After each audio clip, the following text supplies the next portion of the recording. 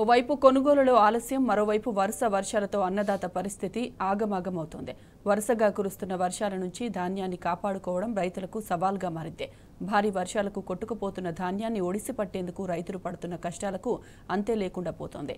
ధాన్యం కొనుగోలు చేయాలని ముఖ్యమంత్రి అధికారులకు ఆదేశించినా అధికారులు ససేమిరా అంటున్నారు.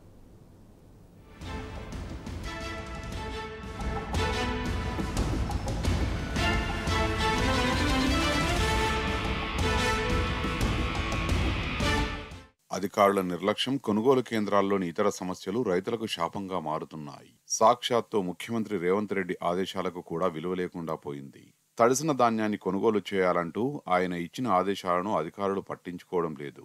ఫలితంగా రైతుల కష్టాలు రోజురోజుకు పెరుగుతున్నాయి తప్పితే తగ్గడం లేదు. కొనుగోలు కేంద్రాల్లోని ధాన్యం తడిసినా రైతులు ఆందోళన చెందొద్దు.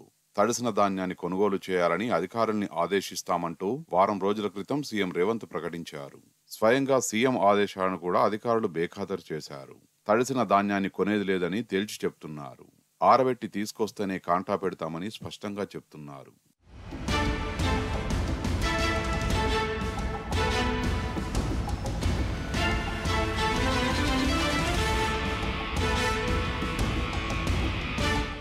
తడిసిన ధాన్యాన్ని కొనుగోలు చేస్తామని సీఎం చెప్పారు కదా అని రైతులు ప్రశ్నిస్తే అవన్నీ అనవసరమని, నిబంధనల ప్రకారం ఉన్న ధాన్యాన్ని కొనుగోలు చేస్తామని అధికారులు తెగేసి చెప్తున్నారు. అకాల వర్షాలతో ధాన్యం తడిసి ముద్దవుతున్నా, మొలకెత్తుతున్నా అధికారులు మాత్రం నిర్లక్ష్యం వీడడం లేదు.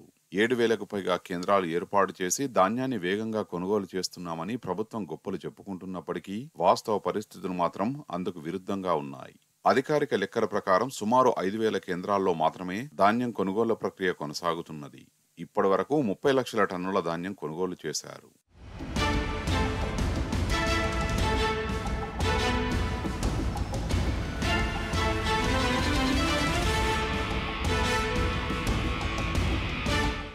ధాన్యం కొనుగోలులో ఆలస్యానికి మిల్లుల్లో చోటు లేకపోవడం కూడా కారణమనే విమర్శలు వ్యక్తమవుతున్నాయి. ఇప్పటికే గత యాసంగి ధాన్యం, గత వానాకాలం ధాన్యంతో మిల్లులన్నీ నిండిపోయాయి. ఈ యాసంగి ధాన్యం పెట్టేందుకు చోటు లేకుండా పోయింది. మొన్నటి వరకు మిల్లర్లు ఎలాగోలా కొంత ధాన్యాన్ని దించుకున్నప్పటికీ ఇప్పుడు పూర్తిగా చోటు లేకపోవడంతో దించుకునేందుకు ససేమిరా అంటున్నారు. ఈ కారణంతో పలు జిల్లాల్లో కొనుగోలు నిలిచిపోయాయి.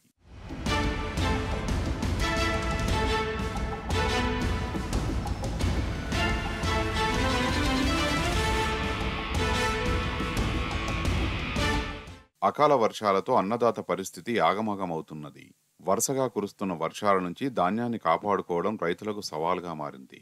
భారీ వర్షాలకు కొట్టుకుపోతున్న ధాన్యాన్ని విడిచిపట్టేందుకు రైతులు పడుతున్న కష్టాలకు అంతే లేకుండా పోతున్నది.